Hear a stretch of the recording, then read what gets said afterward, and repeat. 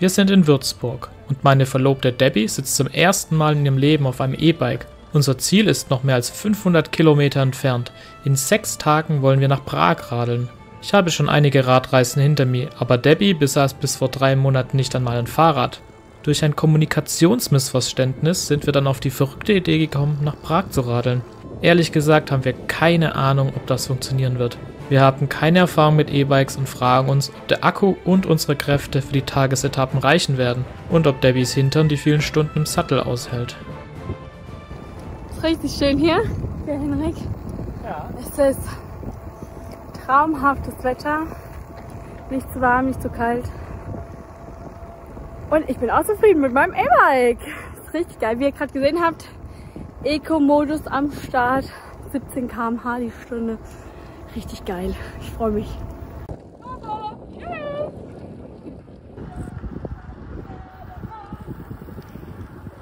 Für mich wird es, glaube ich, eine richtig sportliche Tour. Die Debbie hat richtig Spaß, mit dem E-Bike durch die Gegend zu flitzen. Ist einfach was ganz anderes wie ein normales Fahrrad daheim. Hey, erstmal Eis kaufen. Es gibt Eis. Ich bin voll begeistert. Also, Erdbeere ist geil, weiße Schokolade. Oh mein Gott, ja. Der Eisautomat kommt wie gerufen. Wir genießen das erfrischende Eis und setzen nach einer kurzen Pause unsere Fahrt fort. Unsere Route orientiert sich grob am Radfernweg Eurovelo 4. Wir folgen zuerst dem Main und radeln dann hinauf ins Fichtelgebirge. Nach der tschechischen Grenze geht es entlang der Eger weiter. Und kurz vor Prag warten dann noch einige Hügel auf uns. Debbie gewöhnt sich schnell ans E-Bike fahren, aber wir stellen auch fest, dass ein E-Bike nicht von alleine fährt. Also es ist schon anstrengend, auch im Eco-Modus zu fahren, weil man einfach im Kopf hat, dass man alleine tritt. Aber man hat diese Unterstützung, aber man muss sich daran erst gewöhnen. Vor allem berghoch merkt man dann doch den Motor. Debbie ist schon längst über alle Berge und ich schleiche mit 10 km/h noch den Berg hoch. Aber ist gut, dann kannst du ein bisschen Pause machen.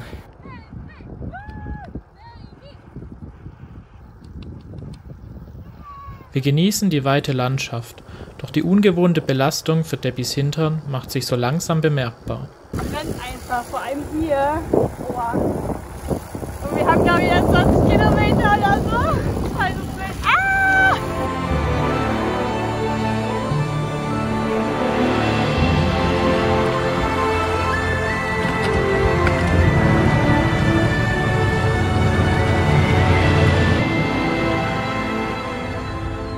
Und Debbie, wie geht's dir so nach 45 Kilometer auf dem Rad? Ja, geht so. Mein Hintern schmerzt. Der Sitz tut weh. Und meine Beine vertragen halt. Warum sind deine Oberschenkel so rot? Du, ich habe mich halt nicht eingecremt, ne?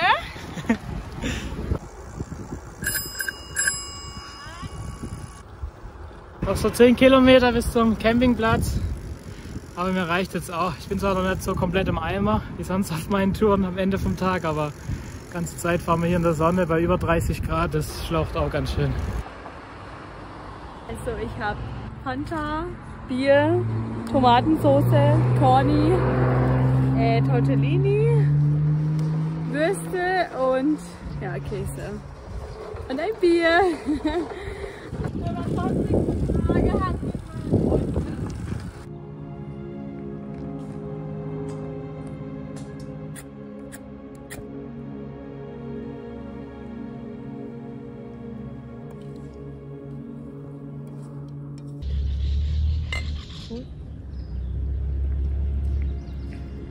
Boah, schmeckt pervers. Schmeckt richtig geil. Boah, Oh, ist schon geil. wie Brausewasser. Aber das Bier ist wirklich besser. Bäh, ich hatte Bier.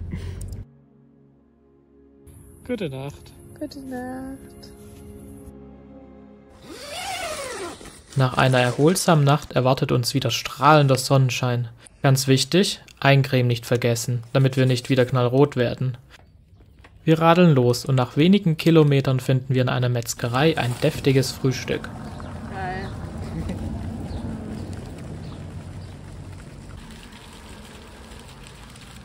Wir sind wieder unterwegs, jetzt entlang vom Main, auf dem Mainradweg in Richtung Bamberg.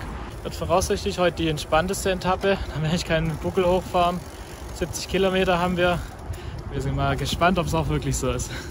Nun ja, die Etappe ist vielleicht kurz, das heißt aber nicht, dass es weniger Probleme gibt. Dazu später mehr. Jetzt rollen wir erst einmal zwischen Main und Schnellstraße in die schöne Stadt Bamberg.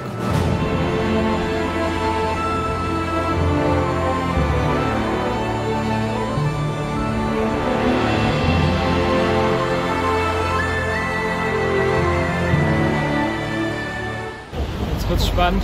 Der B ist irgendwie den Berg hochgeflitzt. Ich habe noch ein paar Aufnahmen gemacht. Ich habe keine Ahnung, wo sie ist. Und ihr Handy ist natürlich bei mir in der Tasche. Hier bin ich! Ausgefixt. Nein, ich bin vorgefahren, weil du mir gesagt hast. Und plötzlich habe ich dich nur gesehen. Dann dachte ich, was da lang gefahren. Egal, also so weiter falscher Hunger. Cheers.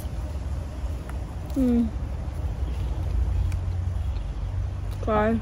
Aber lecker. Gute Nacht. Der Radweg ist leider gesperrt. Ich hoffe mal, dass wir nicht jetzt auf der Straße fahren müssen, sondern dass da vorne auch ein anderer schöner Radweg ist. Ja, und wie so oft haben die Umleitungsschilder für den Radweg irgendwo aufgehört und man darf sich dann selber den Weg wieder auf den Radweg suchen. Jetzt gibt es wieder Henrik Spezialabkürzung, ein bisschen Offroad, aber lässt sich bis jetzt super fahren. Ja, und irgendwie habe ich schon die ganze Zeit das Gefühl, dass wir zu Hause etwas vergessen haben. Aber bisher ist es mir noch nicht eingefallen. Sag mir erst, was los ist. Was ist denn los? Ich habe rausgefunden, was wir vergessen haben. Was haben wir vergessen? Zugtickets für die Rückfahrt. Kein Scherz, unsere Zugtickets für die Rückfahrt liegen mehrere 100 Kilometer entfernt in unserer Wohnung. Digitale Tickets haben wir nicht, denn bei der Deutschen Bahn kann man Fahrradticket fürs Ausland nur in Papierform am Schalter kaufen. Und unseren Wohnungsschlüssel haben wir dummerweise diesmal auch nicht weitergegeben. Somit ist unser Vermieter die einzige Chance, noch irgendwie an die Tickets zu kommen. Ja, wir haben jetzt unseren Vermieter mal angerufen. Allerdings wohnt er leider nicht in der gleichen Stadt wie wir und ist jetzt auch nicht geplant, am Wochenende dort vorbeizukommen. Aber wir gucken mal, ob er es vielleicht einrichten kann. Das wäre klasse. Oh Mann. Manchmal denkt man auch, man hat den Kopf los, dass es nicht mal alles reinregnet. Die Idee ist, die Fahrkarten entweder als Eilbrief nach Prag zu schicken oder sie am Bahnschalter in ein digitales Ticket umzuwandeln. Im Moment können wir nichts weiter tun und versuchen, die Reise weiter zu genießen. Wie geht's deinem Hinternteil? Oh, gar nicht. Schmerzt richtig. Ey, ich kann nur im Stehen teilweise fahren, oder? Wenn ich so links, rechts auf der Seite war, dass die linke Probacke mal sich ausruhen kann.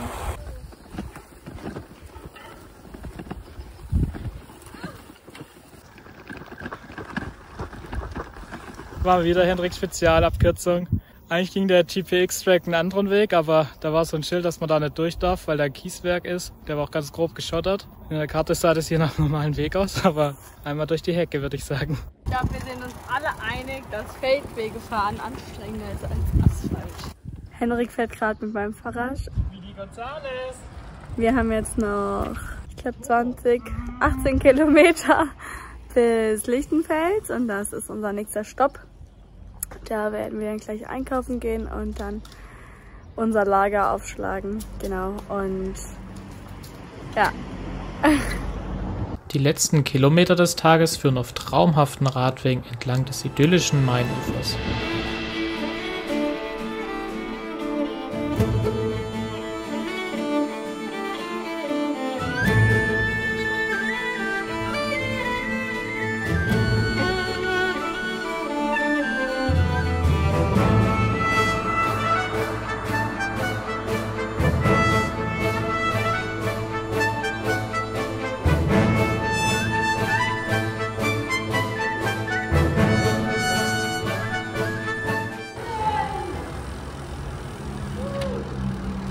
Der Henrik hat seit einer Stunde nichts getrunken, weil er dachte, es gibt nichts mehr.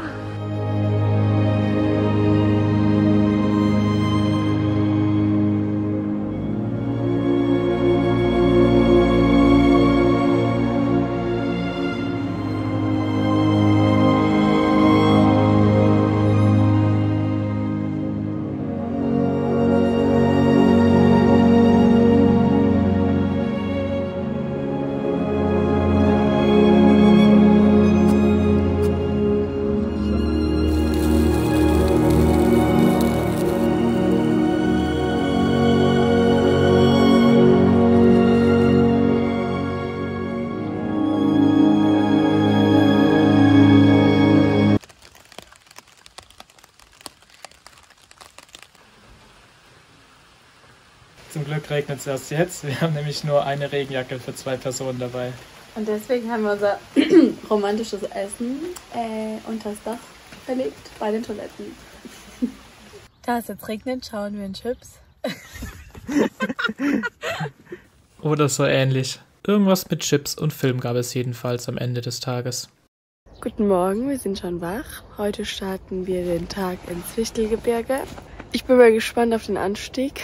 Ich habe ein bisschen Respekt davor, aber das bekommen wir schon hin. Henrik ist noch am Schlafen und den wecke ich gleich und dann packen wir zusammen und dann geht's los. Guten Morgen, mein Schatz. Sofort realistisch. Ja, ist ja authentisch. Hast du gut geschlafen? Viel zu kurz. Kann man das schon zusammen machen? Nee, das ist noch ein bisschen Klammern in den Seiten. Das muss ein bisschen trocknen. Was machst du? Trocken machen. Die wird sich nachher eh an, das trocknet ja am Körper. Ist egal, wenn es nass ist. Nicht normal. Das ist nicht normal.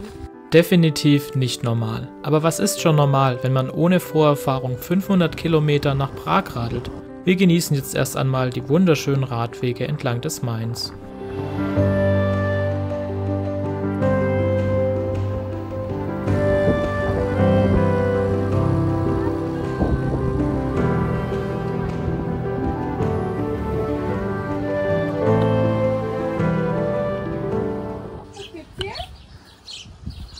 Zitronenlimo ist geil. Geil. Auf was Salziges folgt immer etwas Süßes. Hier ist der Radweg, der Holkweg. Ich hasse so Wege. Das kribbelt mir immer richtig im Ohr, ey. Ah, so toll. Man kommt doch gefühlt gar nicht vorwärts auf diesen Pflasterstein oder wie die heißen. Das ist ganz schlimm gerade. Heute ist richtig schön zum Fahren, oder Debbie? Oh ja, ich bin gerade 25 km/h im Tourmodus gefahren. Richtig geil, das ging richtig ab. Und landschaftlich gefällt es mir auch richtig gut. Wir sind den Main jetzt endlich mal, schön idyllisch, klein und dann durch diese schönen Wiesen. Ist toll, wunderbare Radwege auch. So schön das Radfahren gerade auch ist, wir müssen noch klären, wie wir von Prag zurückkommen. Wir sprechen mit der Bahn und telefonieren mit allen bekannten Postversendern. Leider ist es weder möglich, das Papierticket in ein digitales Ticket umzuwandeln, noch es in der Kürze der Zeit nach Prag zu schicken. Neue Fahrradtickets online kaufen geht ebenfalls nicht und Flixbus nimmt leider auch keine E-Bikes mit. Aber wir haben gesagt, wir genießen jetzt den Tag voll und schauen, dass wir weiterkommen. Richtig schön hier gerade noch im Tal. 40 Kilometer noch. 40 Kilometer noch, genau. Jetzt bergauf. Und jetzt geht's langsam der Buckelnuf ins Fichtelgebirge. Debbie freut sich. Ja, man merkt es langsam. Die Steigung nimmt gemächlich zu. Die Landschaft ändert sich auch mal wieder. Wird es viel mehr Wald. Und wer sagt E-Bike fahren, da muss man ja nichts mehr machen. Also Debbie hat mit ihrem 500 Wattstunden Akku bisher immer noch 3 Striche übrig gehabt von 5 am Ende vom Tag. Und aktuell, nach fast 55 Kilometer, hat sie nur einen Balken von den 5 verbraucht. Also ich glaube, die hat sich den Turbo-Modus für den Anstieg noch aufgehoben. Ohne Corny komme ich glaube auch kein Buckel hoch.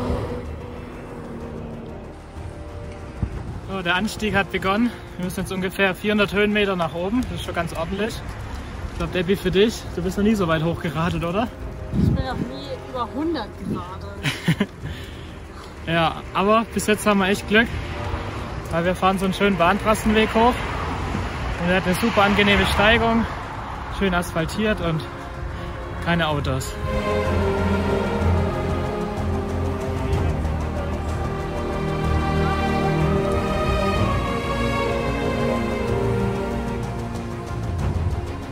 Okay, Motor ist aus. Oh mein Gott! Scheiße! Wie kannst du sowas fahren? Kommt von der Spätzle. Oh nee, ich fahr wieder mit Tour-Modus. Oh Gott sei Dank. Danke.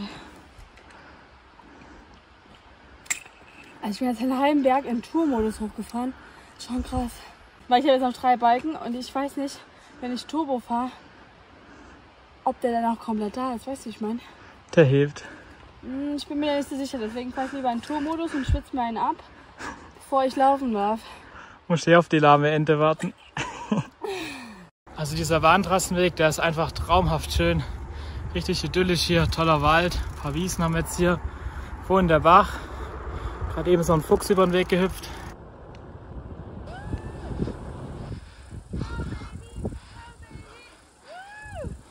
Nochmal ein letzter knackiger Anstieg. Dann haben wir es geschafft für heute. Jetzt sind wir am Fichtelsee.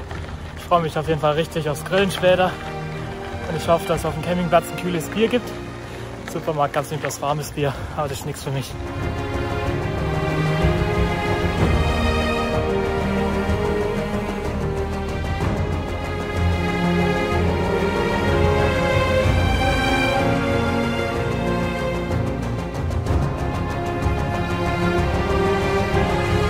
Letzter Buckel für heute. Ich kämpfe mich nochmal hoch und Debbie kitzelt als letzter aus dem Akku raus. Aber das Ende ist, glaube ich, schon in Sicht und dann geht es noch 5 Kilometer oder so berg runter bis zum Campingplatz. Also das ist schon brutal, wie das E-Bike berghoch zieht. In der Ebene merkt man es kaum, den Unterschied zum normalen Fahrrad.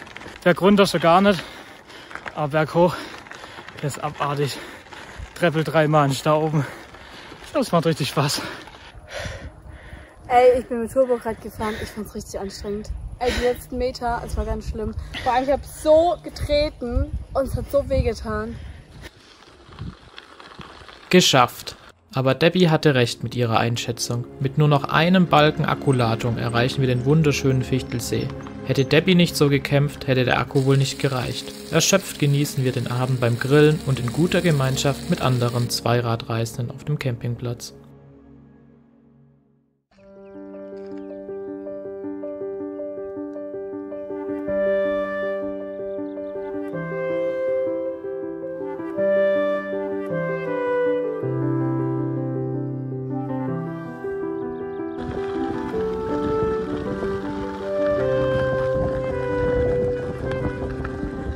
Guten Morgen, wir sind wieder unterwegs. Heute steht die längste Etappe an, 94 Kilometer. Müssen wir aufpassen mit den Kräften mit dem Akku, dass wir das schaffen. Wir haben aber jetzt Hunger, deswegen rollen wir jetzt hier noch um den idyllischen Fichtelsee rum und dann suchen wir uns einen Bäcker zum Frühstücken. Hallo? Sorry. Wir sind jetzt auf dem Weg hinter die tschechische Grenze. Und ich habe mir jetzt erstmal eine Jacke angezogen, weil es schon sehr kühl ist, der Fahrtwind. Der Henrik ist weiterhin im T-Shirt. Richtig am Start und es ist traumhaft schön hier. Also es ist echt, ja, ich finde es sehr schön. Heute ist für uns beide ein ganz besonderer Tag.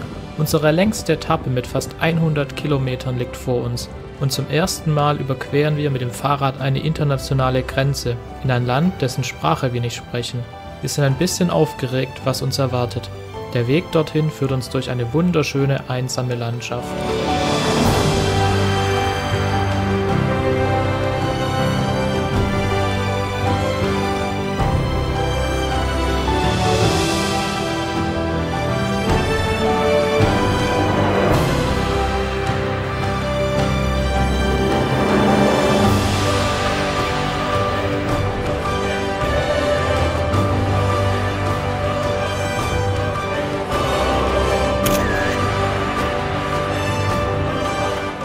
Ich kann es gar nicht glauben. Ich bin nach Tschechien geradelt. Ich kann es gar nicht glauben. Wir sind einfach in Tschechien. Ich kack ab. Ich bin richtig stolz auf dich. Ich kack ab. Ich Hast kann du nicht mehr. richtig gut gemacht, Ich kann am Debbie. liebsten weinen, gell? Es ist richtig schön. Es ist richtig schön, einfach in Tschechien zu sein. Der ganze Stress, die ganze Kraft, die man abgibt. Irgendwie schon ein bisschen anders, jetzt in Tschechien zu fahren. Die Leute grüßen in einer anderen Sprache. Die Straßenschilder sehen ein bisschen anders aus. Man fährt jetzt auf dem Radweg, hier direkt auf der Straße, aber zum Glück ein dicker Seitenstreifen. Und irgendwie fühlt sich alles auch ungewohnt an, obwohl es irgendwie doch das Gleiche ist wie in Deutschland.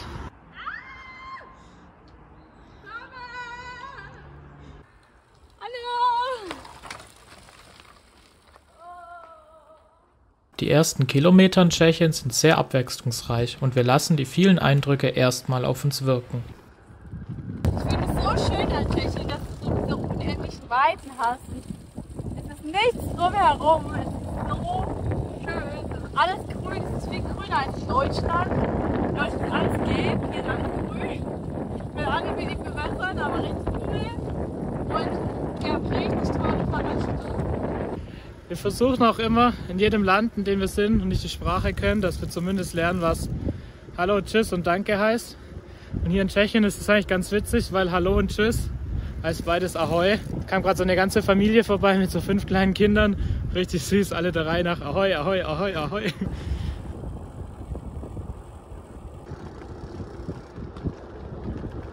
Er macht 20 Kilometer bis zum Campingplatz und irgendwie hat die Debbie sich in den Kopf gesetzt, nach einer Stunde müssen wir da sein.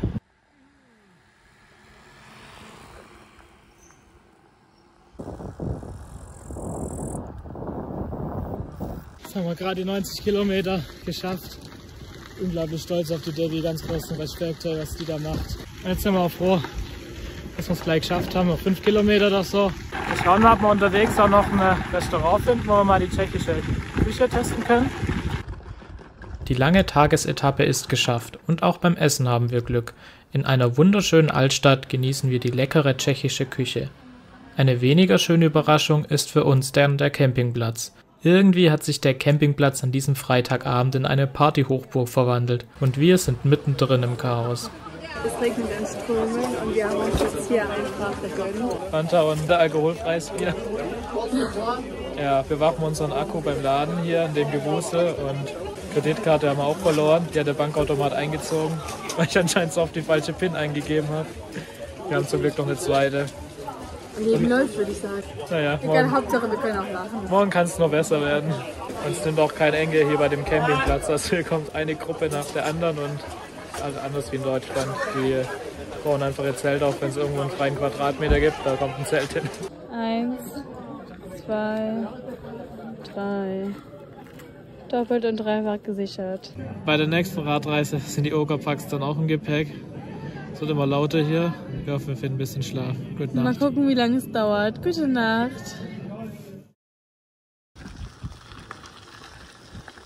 Oh, guten Morgen. Die Nacht war tatsächlich so bis 0 Uhr ziemlich laut.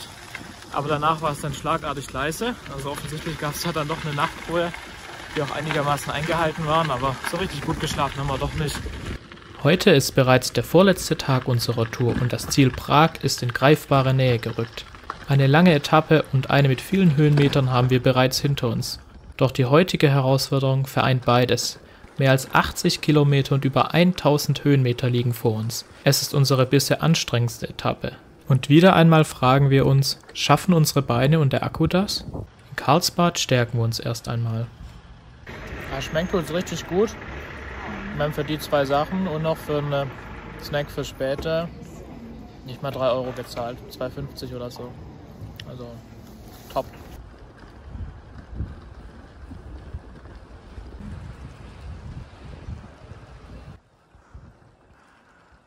Kann ich hier Eco-Modus hier hoch? Das ist echt gemein. Aber ich habe Angst, wenn ich tue, bevor dass der Akku leer geht. Deswegen quäle ich mich hier hoch. Und E-Bike fahren ist nicht einfach. Oh, Wasser.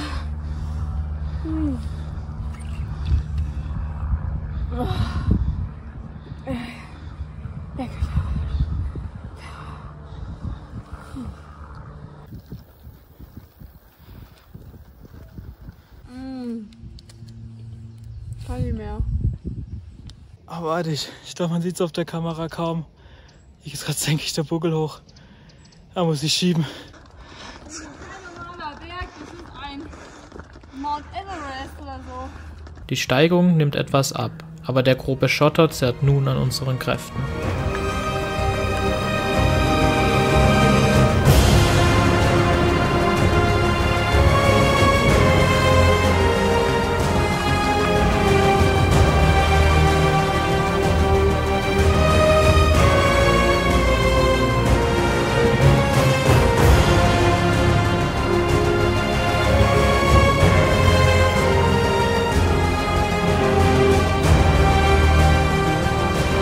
Die Wege verlangen uns alles ab. Und zum ersten Mal habe ich ernsthafte Zweifel, ob wir es heute noch bis zum Campingplatz schaffen. Einfach das Zelt aufstellen geht nicht. Irgendwo müssen wir den E-Bike-Akku aufladen. Und Debbie kann eigentlich mit ihrer Reichweitenanzeige im E-Bike ein bisschen vertraut und unsere Erfahrungen, die wir jetzt sammeln konnten in ein paar Tagen, eigentlich auch nur im Eco-Modus überall fahren. Uns reicht der Akku nicht. Jetzt müssen wir mal überlegen, ob wir vielleicht eine alternative Route fahren, aber es ist ja irgendwie eine bergige Gegend. So viele Alternativen haben wir gar nicht. Eine kurze Abfahrt hält die Stimmung zumindest kurz wieder auf. Vor der Tour haben viele Leute zu Debbie gesagt, das schaffst du nie, du bist doch verrückt. Wir wussten, dass es nicht einfach werden würde, aber wir haben an uns geglaubt und wir kämpfen jetzt dafür. Und das ist auch der Grund, warum ich Debbie überhaupt auf diese verrückte Tour mitgenommen habe. Sie ist eine Kämpferin. Ein letztes Mal werden die Wege nochmal richtig anstrengend und dann nehmen wir es einfach mit Humor. Offizieller Radweg laut. Oh mein Gott, das kann ich machen. Hält es? Ja, ey, wenn es jetzt kracht, ich heulen.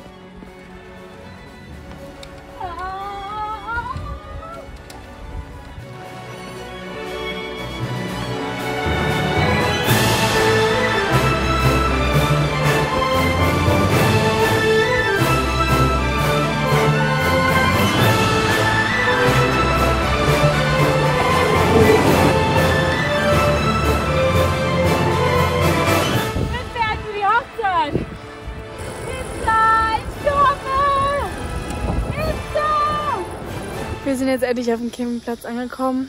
Nach 1062 Höhenmetern. Ich glaube 83 Kilometer. Genau, Henrik ist schon fleißig am Aufbauen da hinten. Gehen jetzt gleich was essen. Wir haben Bärenhunger. Es hat uns richtig Kräfte gekostet. Ja, genau. Und wir freuen uns einfach hier zu sein und den Abend noch zu genießen.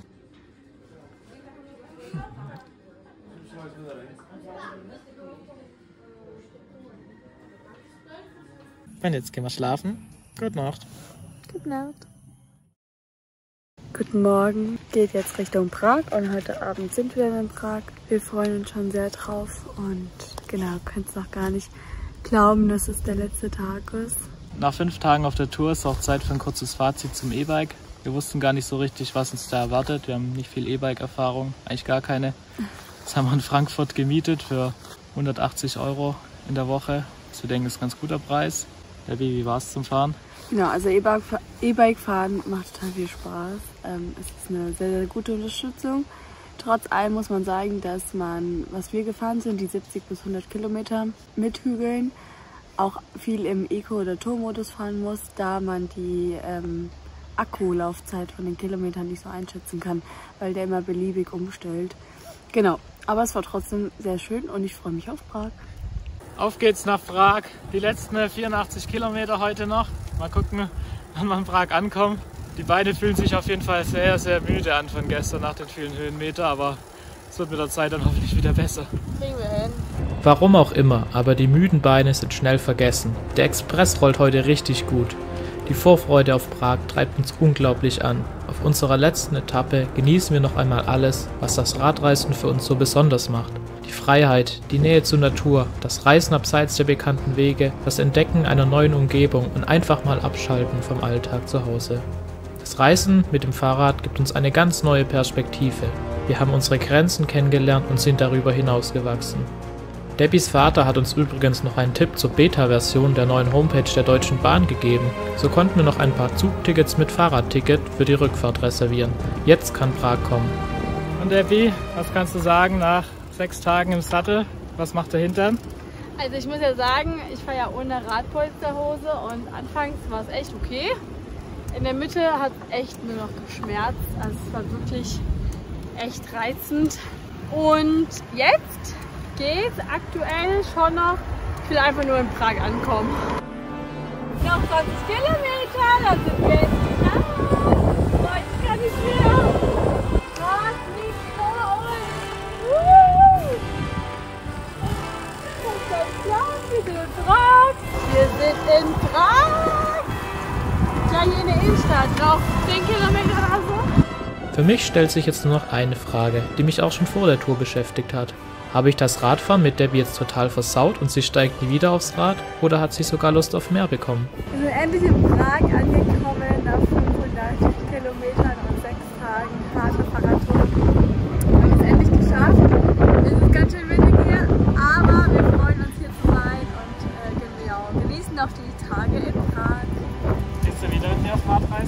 Ja, also ich würde auf jeden Fall wieder mit der Radreise gehen, vielleicht das nächste Mal vielleicht ein bisschen weniger Berge, aber ich glaube, wir finden